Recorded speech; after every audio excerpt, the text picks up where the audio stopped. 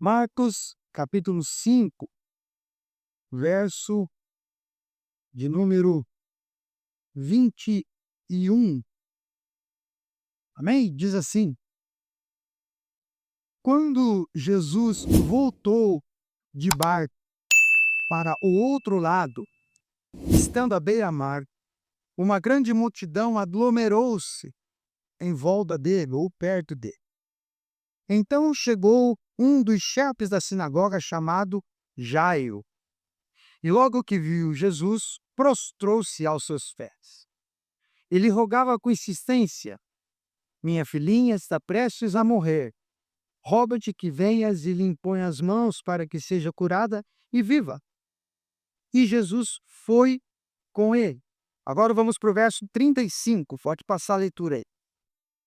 Diz o texto: enquanto ele ainda falava, chegaram pessoas da casa do chefe da sinagoga, a quem disseram: a tua filha já morreu. Por que ainda incomodas o mestre? Percebendo isso, Jesus disse ao chefe da sinagoga: não temas, crê somente. E não permitiu que o acompanhassem, com exceção de Pedro, Tiago e João. Quando chegaram na casa do chefe da sinagoga, Jesus viu o alvoroço dos que choravam e lamentavam muito. E entrando, disse-lhes: por que fazeis alvoroço e chorais? A menina não está morta, mas dormindo. E começaram a rir dele. Ele, porém, fez com que todos saíssem, tomou consigo o pai e a mãe da menina e os que haviam acompanhado, e entrou onde a menina estava. E tomando-a pela mão, disse-lhe: Talita cumi, que quer dizer, menina, e te ordeno, levanta-te. E então a menina, que tinha 12 anos de idade, levantou-se imediatamente e começou a andar. E todos foram tomados de grande espanto. E ele lhes ordenou expressamente que ninguém soubesse, e mandou que dessem de comer à menina. Amém? Até aqui. Agora vamos Marcos 9, verso 2. Marcos capítulo 9, verso 2. 6 dias depois, Jesus tomou Pedro, Tiago e João e levou-os em particular a um alto monte e foi transfigurado diante deles. As roupas dele resplandeceram e ficaram extremamente brancas, como nenhum lavadeiro na terra poderia branqueá-las. Então Elias e Moisés apareceram diante deles e falavam com Jesus. Tomando a palavra, Pedro disse a Jesus: Mestre, é bom estarmos aqui. Façamos 3 tendas, uma para ti, outra para Moisés e outra para Elias. Pois não sabiam o que dizer, porque ficaram com muito medo. Nisso veio uma nuvem que os cobriu, e dela saiu uma voz que dizia: Este é o meu filho amado, a ele ouvi. De repente, olhando em redor, não viram mais ninguém a não ser Jesus. Enquanto desciam do monte, Jesus ordenou-lhes que a ninguém contasse o que haviam visto, até que o Filho do Homem ressuscitasse dentre os mortos. E eles guardaram o caso em segredo, conversando sobre o que seria o ressuscitar dentre os mortos. Então perguntaram-lhe: por que os escribas disseram ser necessário que Elias venha primeiro?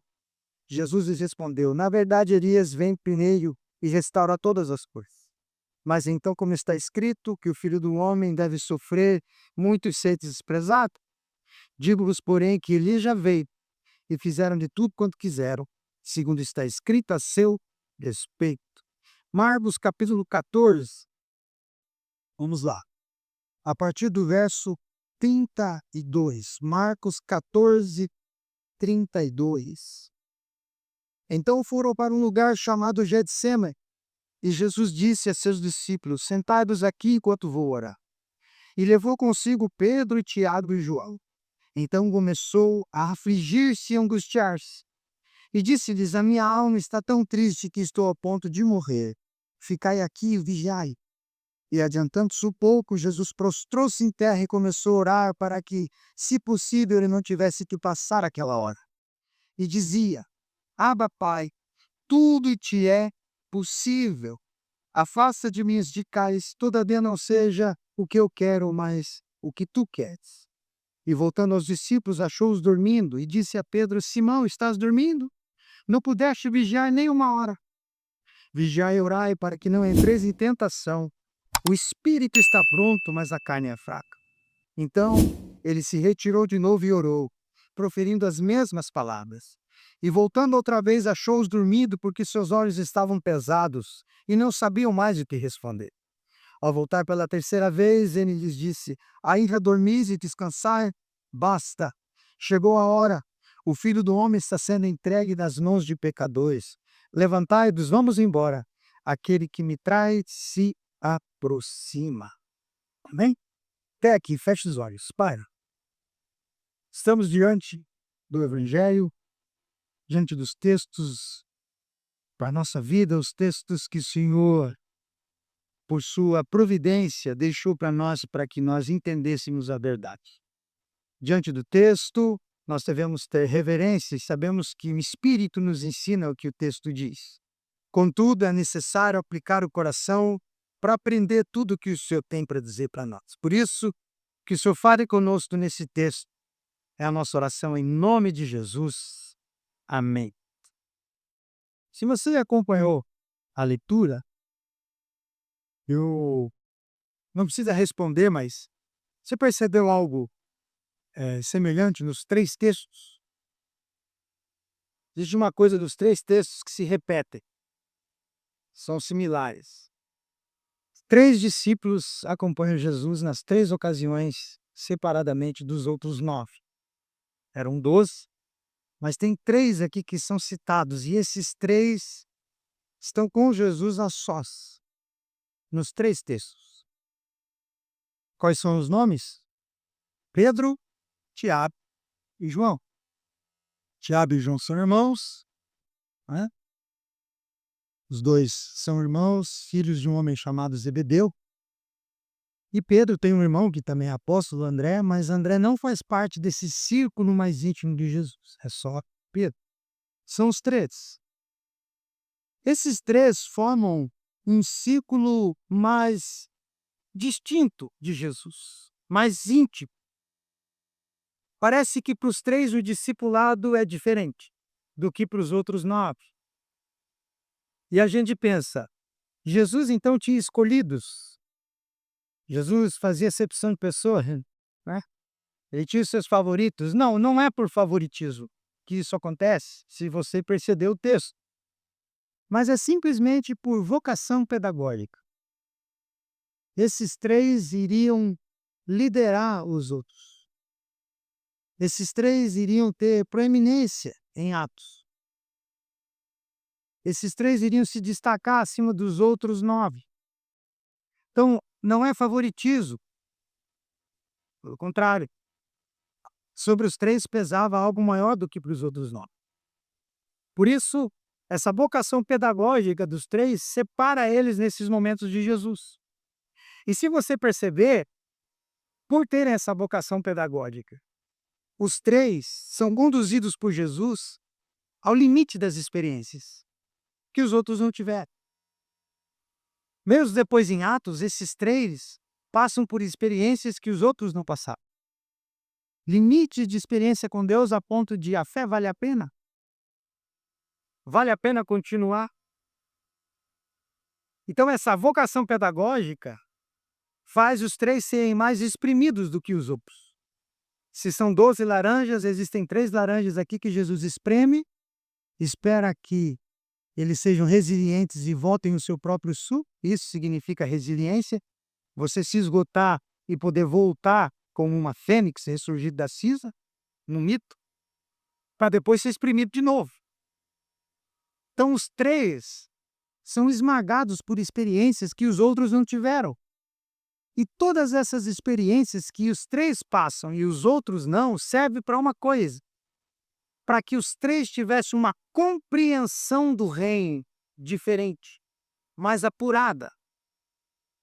O que esses 3 presenciam mais do que os outros? Milagres.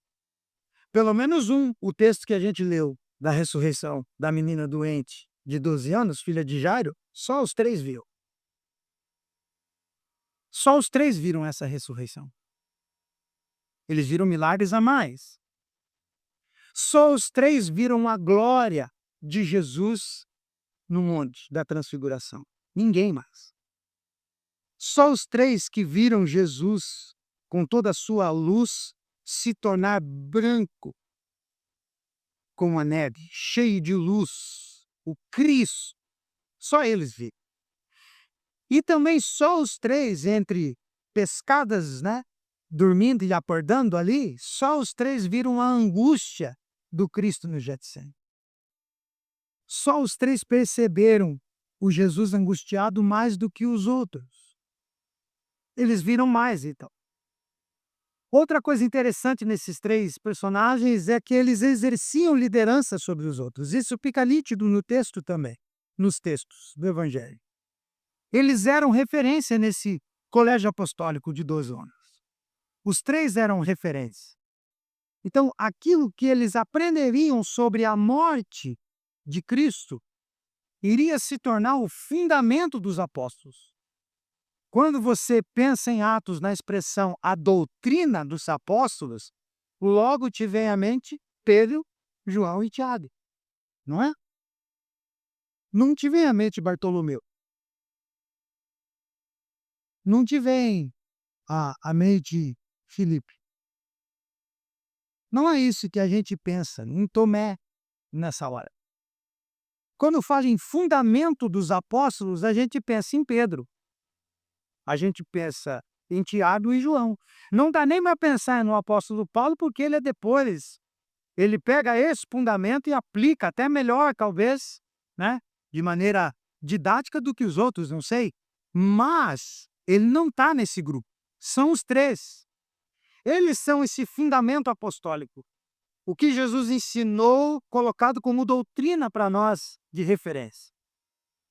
Então, antes de anunciarem a vitória de Jesus sobre a morte, eles precisam confrontar a realidade mais dura da morte. Antes de se tornarem aqueles que vão fundamentar o Evangelho na cruz, na morte e ressurreição de Jesus, eles precisam entender a morte do seu jeito mais duro. Por isso, os três estão sempre separados. E percebe que os três estão sempre com Jesus quando o tema é morte? Nos três textos, o tema é morte. E lá estão os três com Jesus. Eles têm que saber mais sobre isso do que os outros. Por fazerem parte desse grupo, outra coisa interessante também sobre os três é que eles foram mais repreendidos que os outros. Pega os evangelhos e leia Mateus, Marcos, Lucas e João e você vai perceber que toda vez que Jesus vai chamar a atenção de alguém severamente, ou é com Pedro, ou é com Tiago, ou é com João. Sobra um pouquinho para Filipe ali em João 14, sobra um pouquinho para Tomé em João 20, mas é uma vez com eles. Pedro, Jesus diz, para trás de mim, Satanás. Para João e Tiago, Jesus arruba um apelido, não é? Boanerges. O apelido dos dois que Jesus dá, e a tradução de Boanerges é filhos do trovão. Por quê?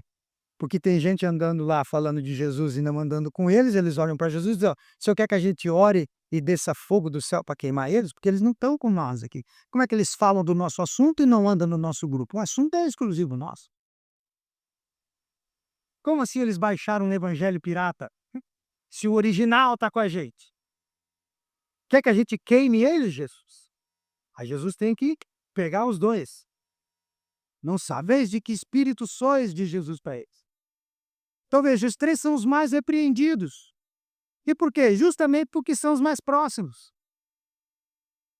A gente só discute com quem convive, não é? Se você começar a discutir muito com quem você não convive, o problema está em você. Agora, a pessoa diz, com os outros você é bom, lá na rua, sorrir. Aqui em casa, normal, é intimidade. Não pode extrapolar um limite, mas é intimidade. Você discute com quem você mais convive, ó. Isso é óbvio. Você dorme com a pessoa, acorda com a pessoa, aquela pessoa vai conhecer os seus defeitos, você vai conhecer os dela e vocês dois vão discutir.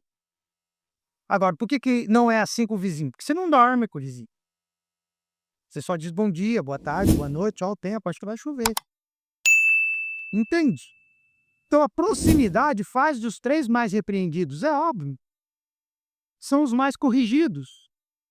E essa proximidade com Cristo ensina o quê?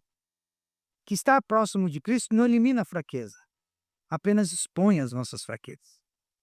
Quanto mais perto de Jesus a gente chega, mais sujo a gente se enxerga, porque Jesus é luz. Quanto mais próximo da luz você está, mais mancha na sua roupa você vê. Não é assim? Quanto mais próximo de Cristo você está, mais mancha no seu caráter você enxerga. Quem se aproxima de Jesus vai enxergar mais defeitos em si, porque Jesus é perfeição e nós não somos perfeitos. E isso acontece com eles. Por isso as fraquezas deles são mais expostas que as dos outros, porque eles estão mais perto da luz, mais perto de Jesus. Se expõem o tempo inteiro. Não é assim com Pedro, que toda hora dá a resposta que todo mundo tem direito? Jesus faz uma pergunta para os 12, ele é o porta-voz, é ele que sempre fala. Aí tem hora que ele diz coisas absurdamente eternas, como tu és o Cristo, Filho do Deus vivo, a quem iremos? Em João 6, e um pouquinho mais para frente ele diz, Senhor, para a cruz tu não irás, eu vou te defender até a morte, que é aí que Jesus diz, para trás de mim, Satanás. É o mais exposto, é o que mais fala. E eles presenciam sempre esse contexto de morte em Jesus. Jesus falando da sua morte. E nas diversas expressões que isso acontece, revela ainda o quanto eles precisavam aprender a confiar em Jesus. Porque Jesus diz, olha, vai acontecer uma coisa com a qual vocês não contam e vocês vão ser dispersos, mas fiquem tranquilos. Eu roguei ao Pai por vocês. Eles precisam aprender a confiar, sabe? Como o palmeirense tem que confiar no Abel Braga, no técnico, né? Quando ele diz, calma, eu tenho um plano. O plano dele não tem funcionado ultimamente, ele não ganhou o título no passado, mas ele ganhou antes, ele diz, eu tenho um plano, aí todo mundo, tem um plano, vamos confiar. É Jesus dizendo para você, calma, eu tenho um plano. E você tem que dizer, então, tá, eu vou esperar. Esse é o ponto que eles têm que aprender. E como são reunidos só quando o tema é morte, a gente percebe que nos 3 textos que lemos, eles ficam isolados com Jesus em momentos críticos de Jesus. Por exemplo, a glória do monte, onde Jesus está próximo de ir para a cruz, a dor do Getsêmani, onde Jesus está a passos da cruz, e a tensão diante da morte iminente, no caso da filha de Jairo, a morte próxima, ali, perto. A menina está a ponto de morrer. Então perceba que a pedagogia de Deus, o ensino de Deus, mostra para nós que certos aprendizados só vai ocorrer ou só irão ocorrer quando estivermos sozinhos com Jesus. Tem coisa que você vai precisar aprender e o dia que você aprender, a primeira lição é, não adianta chamar turma. Não adianta chamar gangue, não adianta dizer, ó, vamos comigo. Jesus vai fazer todo mundo dormir para ficar só você. Como no Getsemane. Como no monte, só os 3, e como na casa de Jairo, só os 3. Em um momento vai ser para ver um milagre, como na casa de Jairo, e o outro momento vai ser para ver Jesus sangrar no Getsemane. Mas você vai ter que aprender tudo com ele. Em alguns momentos do ensino de Jesus, é tete a tete. Não adianta, você pode tirar aqui e dizer, pastor, você ora comigo? Eu digo, oro e vou orar, não vou dormir. Você vai pedir para os irmãos, orem comigo, e eles vão orar. Mas lá dentro você sabe, eu estou sozinho nessa. Eu estou sozinho nessa. Sozinho, aspas, porque você com Jesus é a maioria. Mas é você e ele. Dito isso, eu queria meditar com vocês sobre algo que Jesus trata nesses textos. O ato redentivo da morte de Jesus. Jesus nos redimiu num ato redentivo, necessário e voluntário. Morreu por nós. E os 3 discípulos aprenderam a ver isso de perto. E Jesus mostra como venceria a morte. Jesus venceria a morte por dentro. A morte iria implodir. Jesus iria absorver a morte, para a morte ser destruída de dentro para fora. Então veja, não se trata apenas de morrer numa cruz, mas se trata de matar a morte enquanto morre. Foi isso que Jesus fez. Então eu queria meditar com vocês nessa manhã sobre isso. A morte da morte na morte de Cristo. A morte da morte na morte de Cristo. Nesses 3 textos, nós vamos perceber 3 coisas. Primeiro, a necessidade da morte. Capítulo 9, verso 7. Eu quero reler. Se quiser, acompanhe. Apenas o verso 7. Nisso veio uma nuvem que os cobriu, e dela saiu uma voz que dizia: Esse é o meu filho amado, a ele ouvi. Gente, a teologia desse texto de Marcos, capítulo 9, ela é evidente, ela não é muito difícil de entender, né? O que a gente aprende sobre Deus? Quando a gente diz a teologia desse texto, quer dizer isso, né? O que o texto ensina sobre Deus? Theos, Deus, logia, estudo sobre Deus, teologia. Qual a teologia do texto? O que eu aprendo sobre Deus nesse texto? Então, a teologia desse texto, ela é evidente. Jesus se transfigura, e quando ele se transfigura e se torna em luz, aparecem com ele 2 personagens bíblicos, muito conhecidos, um de cada lado. O texto diz que Moisés aparece.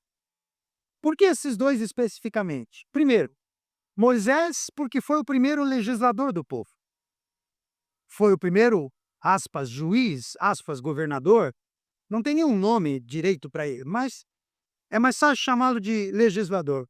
E por que legislador? O que é isso?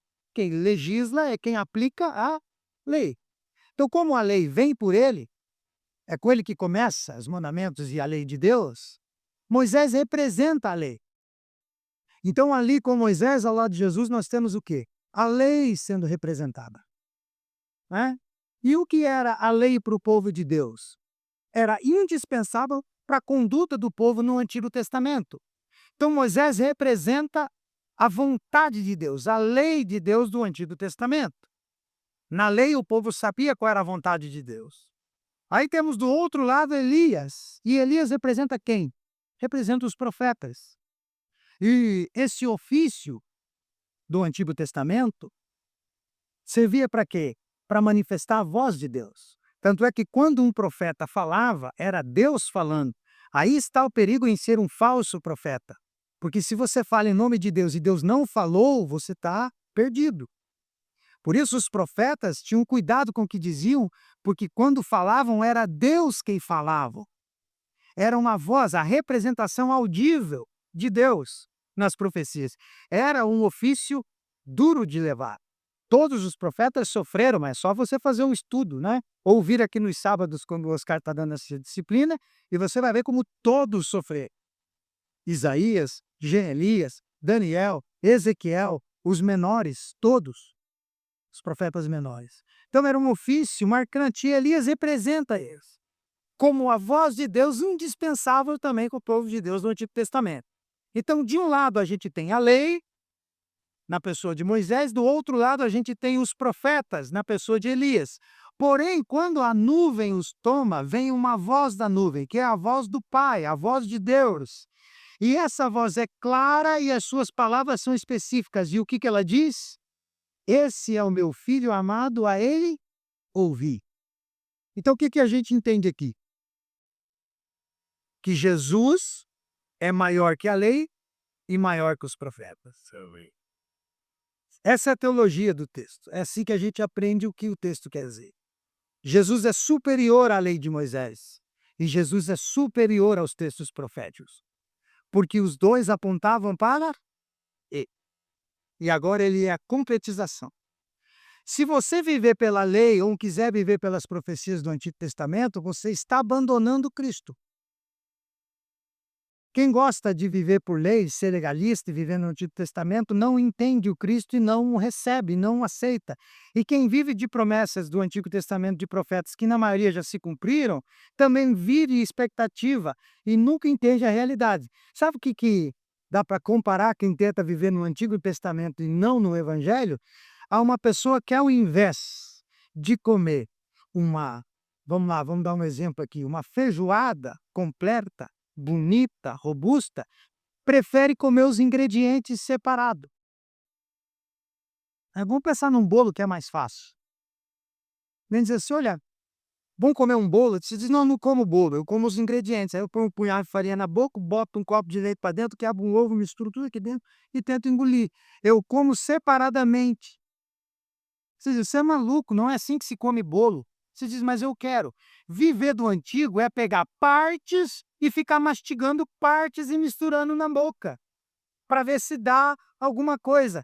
Quando nós temos um bolo chamado Jesus, pronto, assado, com cobertura, onde os ingredientes todos desapareceram, porque o que tem que aparecer no final? O bolo. Entenderam? É isso que Jesus está representando aqui, é isso que a voz diz: "Esse é o meu filho, ouçam a ele agora." A lei cumpriu o seu tempo, os profetas serviram para o tempo, mas agora é o filho que vocês devem ouvir. Então, no Monte da Transfiguração, a voz autentica o filho. Em outras palavras, o filho é maior que a lei e os profetas. E veja que é um imperativo nas palavras do Pai: escutem, ouçam o filho.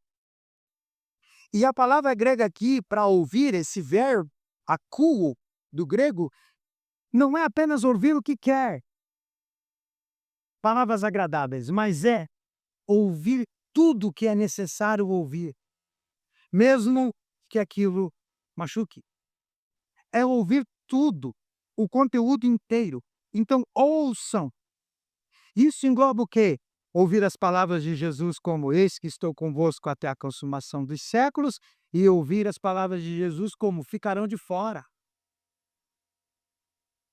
Tudo é palavra, todo o anúncio, inclusive de sofrimento e morte. É necessário que o Filho do Homem seja levantado. Isso faz parte do discurso e tem que ouvir tudo. Então, o contexto imediato desse capítulo de Marcos revela o quê? Jesus vinha falando abertamente sobre ser rejeitado, morto e ressuscitado. Por isso que o tema do Monte da Transfiguração é a morte. Ele aparece superior a Moisés e Elias e diz: "A ele eu vi." E o que a gente ouve dele? Que ele vai para a cruz. Todo o contexto é esse. Então a gente percebe que a morte aqui é necessária para Jesus, por quê? Porque ele é obediente à vontade do Pai.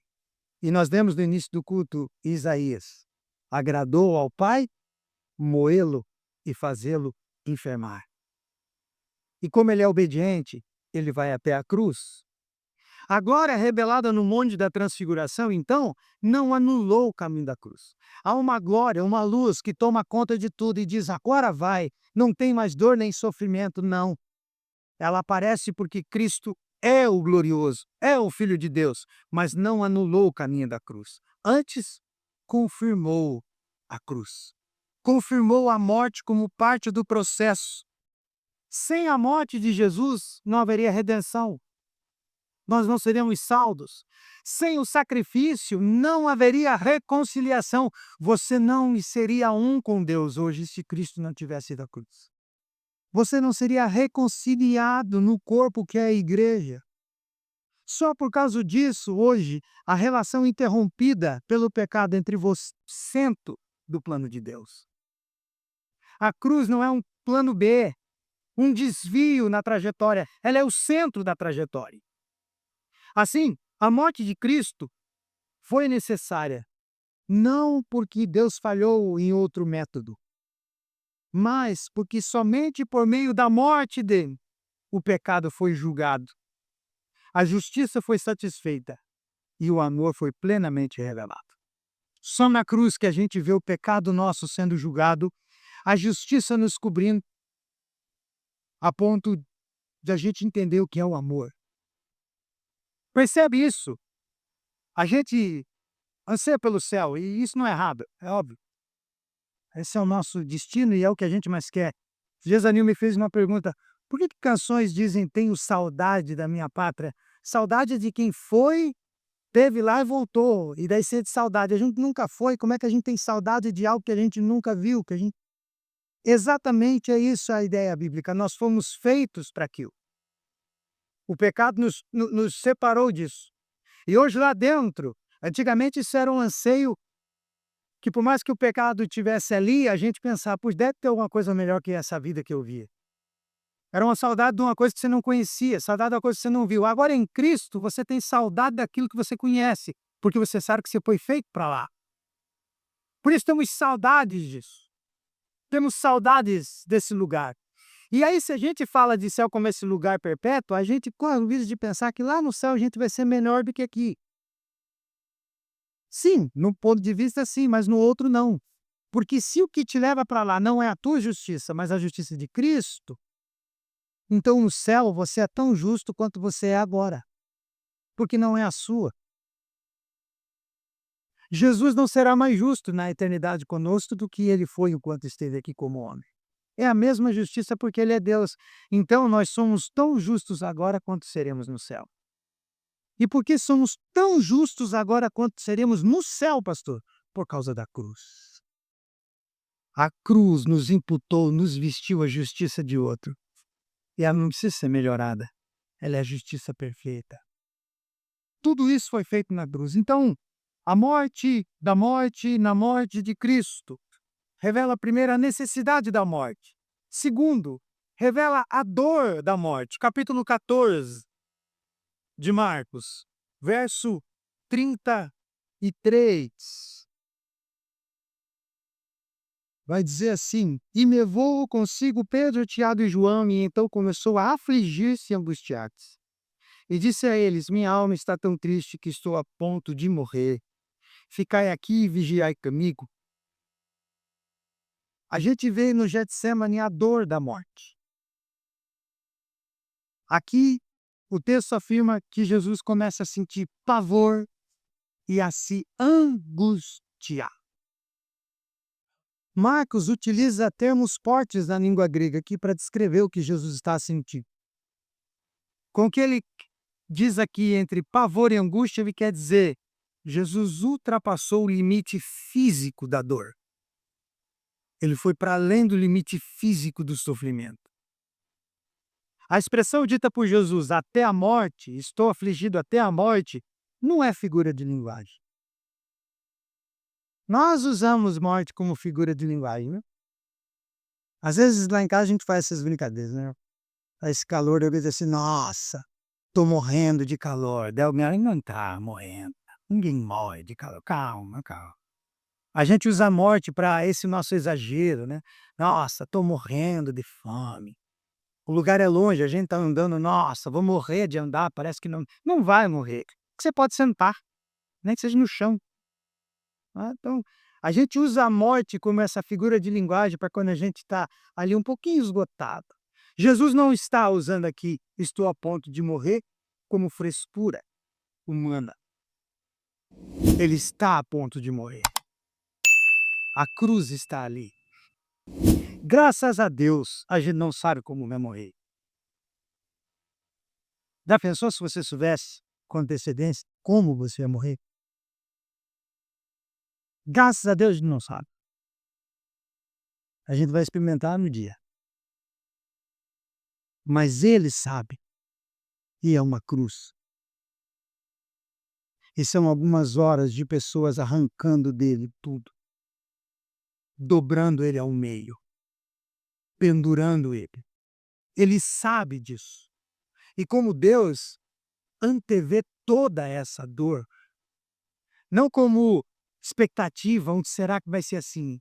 É com toda a carga da dor. Por isso ele pode dizer: estou angustiado até a morte. Aqui não é figura de linguagem. Aqui é série. Dor existencial e dor emocional extrema. É o que ele sopra aqui. O que a gente percebe aqui? Que a morte não é romantizada. A morte não é romantizada. O Filho eterno de Deus experimenta a profundidade da angústia humana. Sendo Deus, ele experimenta o pior do que é ser o ser humano. E ele faz isso não apenas por nós. Não é só morrer por nós, é sentir o peso da morte antes de morrer por nós. Isso é dor. Então o Getsemane mostra que a cruz não foi enfrentada com indiferença. Tá bom, então vamos lá morrer, eu sou Deus mesmo, não sinto nada, vai. Não é assim. Ele é homem. Ela foi enfrentada com lágrimas, com suor e com submissão. Pai, seja feita a tua vontade, não a minha. Quem é que lembra do poema sobre a morte de Ariano Suassuna, no filme Aldo da Compadecida? Ariano Suassuna é um escritor brasileiro, né? Muito famoso e muito bom de se ler.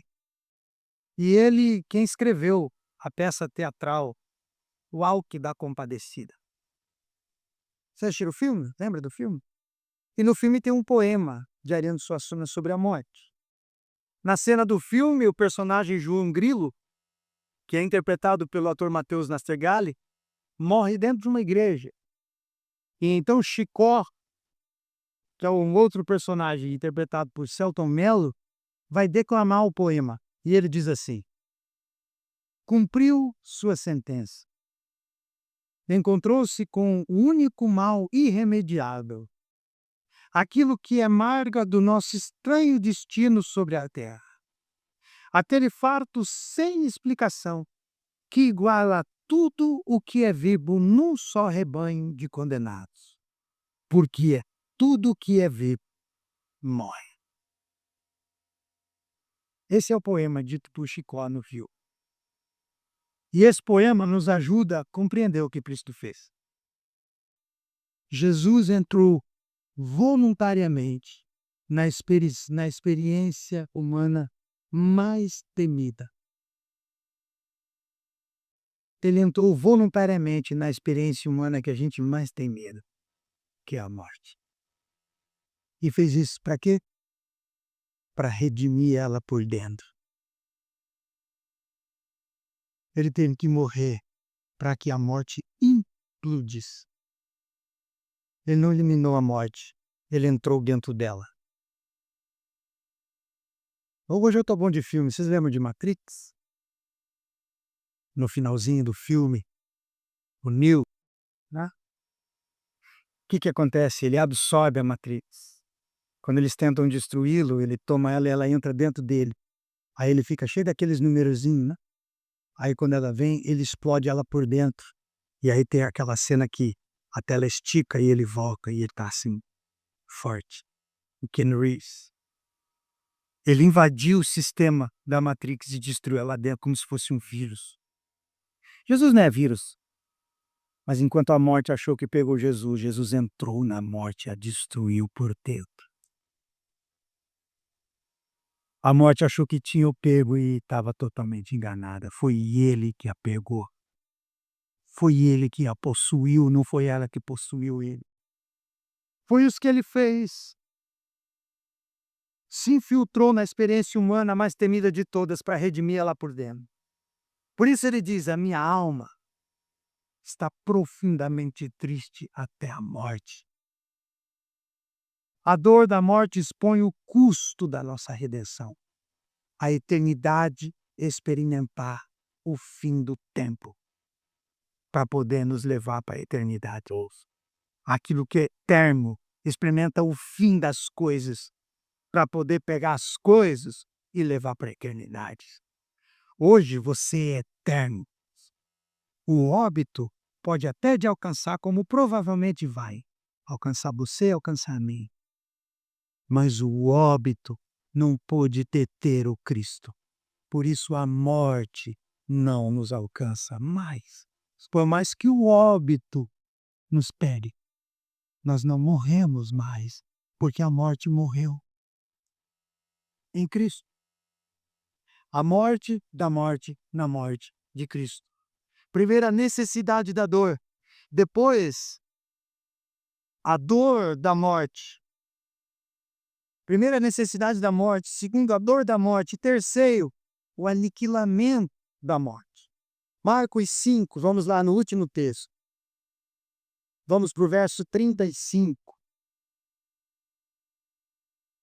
Marcos 5, 35. Enquanto ele ainda falava, chegaram pessoas da casa de Jairo, chefe da sinagoga, a quem disseram: a tua filha já morreu, por que ainda incomodas o mestre?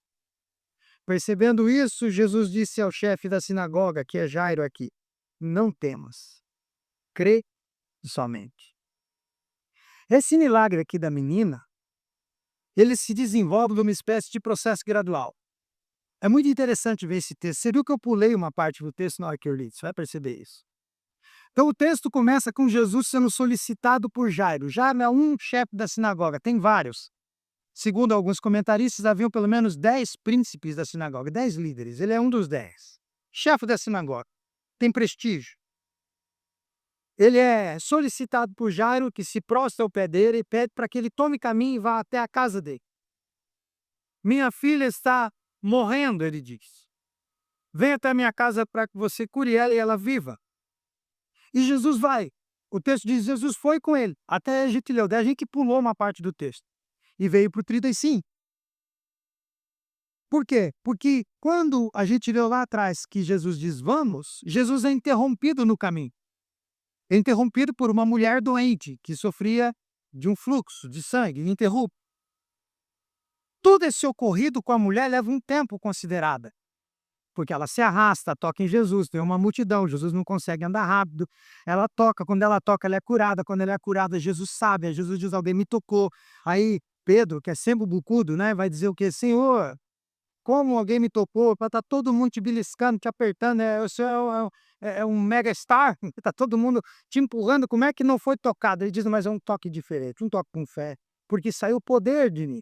Essa mulher tem medo, porque o problema dela era um problema que ela poderia morrer apedrejada, porque enquanto a mulher estava no seu ciclo menstrual, não poderia andar entre o povo, ela tinha que ficar separada. Ela estava 12 anos sofrendo com isso, poderia morrer ali, ela leva um tempo até ela se manifestar e contar.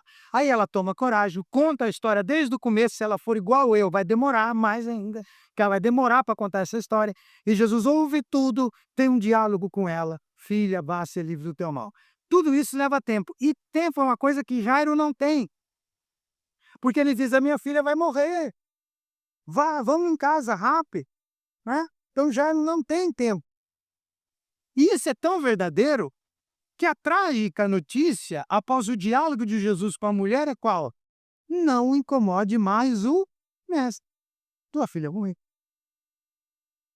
Então, quando eles dizem aqui: ó, Jairo, tua filha morreu, não incomode mais o mestre, não é que eles tinham Jesus como mestre. A ideia aqui é: Jairo, não deu tempo. Ele parou para falar com a mulher. Então, deixa o mestrão aí, ó. Não incomoda mais o mestre ocupadão. Ele é muito ocupadão, ele não vai, não deu tempo. Pensa num homem ocupado, ele não pôde te atender, mesmo sendo você o chefe da sinagoga. Ele teve que parar para falar com a mulher. Então, agora já era. Não incomoda mais ele, não. É uma crítica. Tua filha morreu. Porém, Jesus imediatamente confronta a notícia da morte com o chamado à fé. Jesus olha para Jairo e diz o quê? Não temas, crê somente. Creia. Gente, crê numa coisa mais simples. Tá? Por exemplo, vamos lá. Você foi mandado embora do seu emprego. Aí dá aquele impacto, se diz: e agora? O que eu vou fazer? De onde vai vir dinheiro? Eu tenho minha casa, eu tenho meus filhos. Aí você vem falar comigo e eu digo: calma, vamos acreditar, vamos buscar Deus. Isso eu faço. Você vai olhar para mim, vai se sentir confortável, o pastor vai orar comigo, Deus vai abrir outra porta, eu vou arrumar outro emprego. Quem sabe até melhor do que eu tinha. Não é? Agora você chega para mim e diz assim: pastor, minha filha morreu. E eu olhar para você e dizer: não, fique tranquilo, alguma coisa vai acontecer. Se eu disser isso para você, aí você vai ter que crer mesmo, porque um emprego de volta ou um novo emprego é fácil. Agora, alguém que morreu voltar para a vida, você vai olhar para mim e vai dizer o quê? Esse cara tá de brincadeira com a minha cara ou ele tá falando sério? Entende? Então, quando Jesus diz para Jairo: não temas, crê somente, exige de Jairo o quê? Tudo. Esse camarada é quem ele é mesmo. Porque nós não estamos falando de uma brincadeira. Eu não estou dizendo que a minha filha perdeu um dedo. A minha filha morreu. E ele está me dando uma esperança. Fé. Fé. Não temas, apenas crê. E o imperativo aqui é: não tenha medo. Não temas. Para depois vir a expressão creia. Ou seja, a ordem é: fique tranquilo, não tenha medo. Não tenha medo com a situação. Então perceba aqui que a fé que Jesus propõe para Jairo, que ele tenha, não é negar a realidade da morte. A filha morreu. Mas a fé de Jesus propõe para Jairo é o quê? Não aceitar a morte como palavra final. E se fundamentar no imperativo de Jesus. Não temas. Crer não é negar que nos aconteceu coisas. Negar a realidade. Crer é olhar para o que está acontecendo e dizer: apesar disso, eu ainda consigo acreditar que isso aqui não tem a palavra final. Então eu não vou temer. Eu não vou temer. Esse milagre de Jesus, feito lá no capítulo 5 de Marcos, está antecipando a obra da cruz e da ressurreição. Está apontando para isso. Por quê? Porque aqui Jesus está demonstrando a sua autoridade sobre a morte, mesmo antes de enfrentá-la cara a cara. Ele ainda não está na cruz morrendo, mas ele já mostra que domina ela, antes dela acontecer. Jesus fez a morte fracassar antes de morrer. Ele aniquilou a morte antes da cruz já. Antes da cruz ele mostrou: você não tem o domínio. Eu tenho o domínio. Se a gente olhar para esse texto, por exemplo, fosse um dos apóstolos, para melhor explicar, a gente olha para o texto e diz assim: poxa, Jesus está dizendo aqui, está na cara, ele está ressuscitando uma menina, não vai ressuscitar depois. Como que os discípulos têm dificuldade depois de acreditar? Porque são igual a nós, a gente fala isso porque tem o texto pronto. A gente fala isso porque já está escrito e já aconteceu. Fosse eu usando um dos apóstolos, ia ser o mesmo, gente. Porque Jesus já fez milagres para você, você já experimentou, enfrentou a situação e colocou em dúvida que ele pudesse fazer a outra coisa. É assim com a gente. A gente experimenta Deus e ele faz. E a gente diz: agora eu acredito. Com 5 minutos, outra coisa acontece e a gente fica igual barata desesperada, fugindo de um chinelo e dizendo: cadê Deus? Cadê Deus? Cadê Deus? Cadê Deus? Jesus já está dizendo: se a morte não pôde com a menina por minha causa, poderá contra mim? Aí a gente vai dizer o quê? Óbvio que não. E ele dirá: então por que você está apurado? Por que você está transtornado? Então qual é a razão da sua aflição? Simples assim. A morte já foi aniquilada antes nesses milagres, e tem outros. Tem o de Lázaro,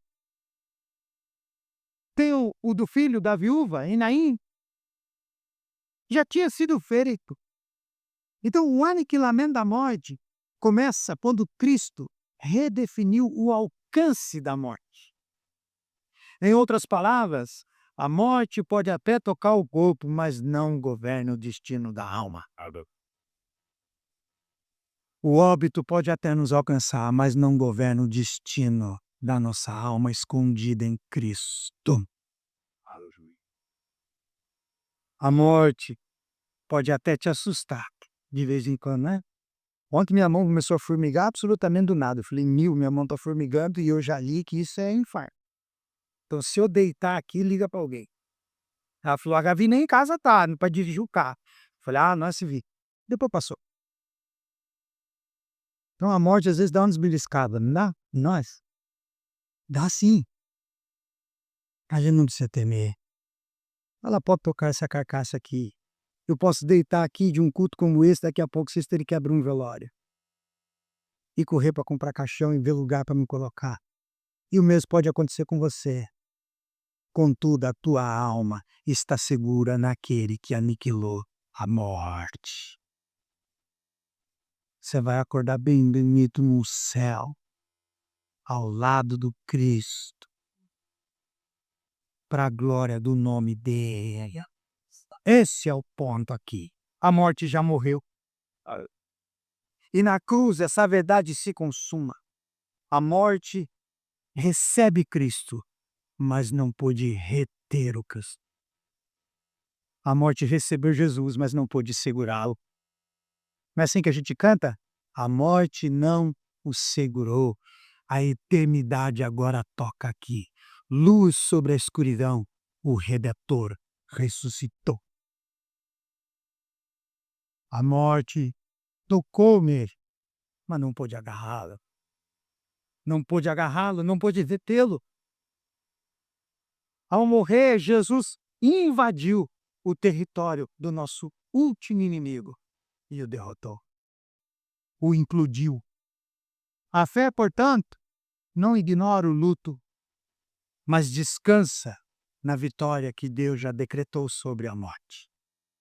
A morte da morte na morte de Cristo.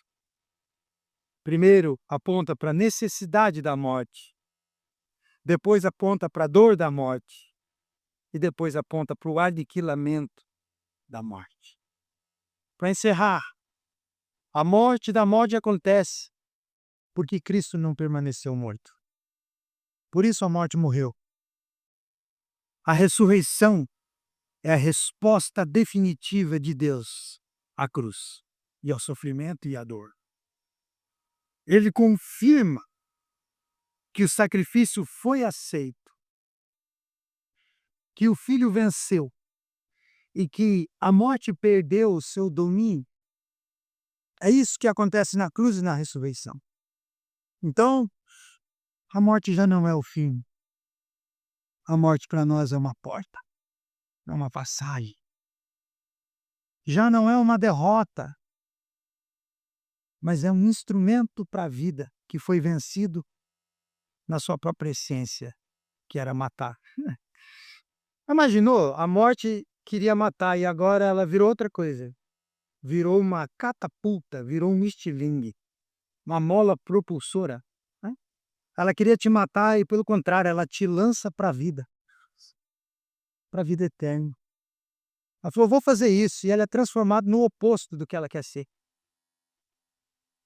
Ela é transformada no contrário do que ela disse ser. Quando ela diz, eu te mato, você diz, não, você só me abre uma porta. Quando ela diz, eu te destruo, você diz, não, você só me lança para onde eu desejo ir. Para a vida eterna, ao lado do meu mestre. Cristo venceu, gente, a morte. Não tem mais esse domínio. Assim, a morte já não é o fim, mas essa passagem. Na morte de Cristo, a morte foi mortalmente ferida. E na ressurreição de Cristo, a esperança foi eternamente estabelecida. A morte da morte na morte de Cristo. Não tema. Viva a sua vida. Não tema o óbito, não tema nada. Apenas viva. Viva para Deus. Essa vida sua já é eterna, porque já foi ligado em uma coisa a outra, mas você está no tempo na história, então você vai enfrentar todas as aflições que o tempo nos incline. Você vai envelhecer, o envelhecimento dói, né? Claro que dói. Você vai adoecer, porque o seu corpo não aguenta, né? Então, elimine as peripécias, elimine as adolescentices, se existe esse termo. Comece a se cuidar mais, porque o teu corpo já não tem mais os 20 anos. Né? Já disse isso aqui várias vezes, né? Eu era moleque, eu jogava bola de Curitiba. No domingo eu ia às 9 da manhã para uma quadra de areia do lado da casa da minha mãe. E eu só vim embora para tomar banho e ir para o culto. E quando eu precisava ir no culto, eu vim embora às 9 da noite porque tinha luz. E eu jogava bola o dia inteiro. Hoje, quando alguém diz vamos jogar bola, eu olho para o meu joelho, para o meu tornozelo e digo, será que vale a pena? Amanhã vai ser duro. Eu já penso 2 vezes. E quando eu chego lá, alguém diz: "Olha, não tem time de próxima, é só os que vêm", eu já choro, porque daí não tem ninguém para revezar. Eu digo: "Misericórdia, 1 hora de lugar alugado para eu correr 5 minutos e ficar fazendo tipo, andando quando eu quero sentar", entende? O corpo não vai mais. Então vamos respeitar isso, isso é um pouco. Mas não tema a morte, não tema as enfermidades, enfrente-as em Cristo. E se um dia ela chegar para alguém que você ama, prega o evangelho para essa pessoa e tenha a convicção de que ela creu. E aí você vai sentir só a dor da saudade, mas vai ter a tua esperança estabelecida de um reencontro, porque Cristo desceu. Coloque-se de pé.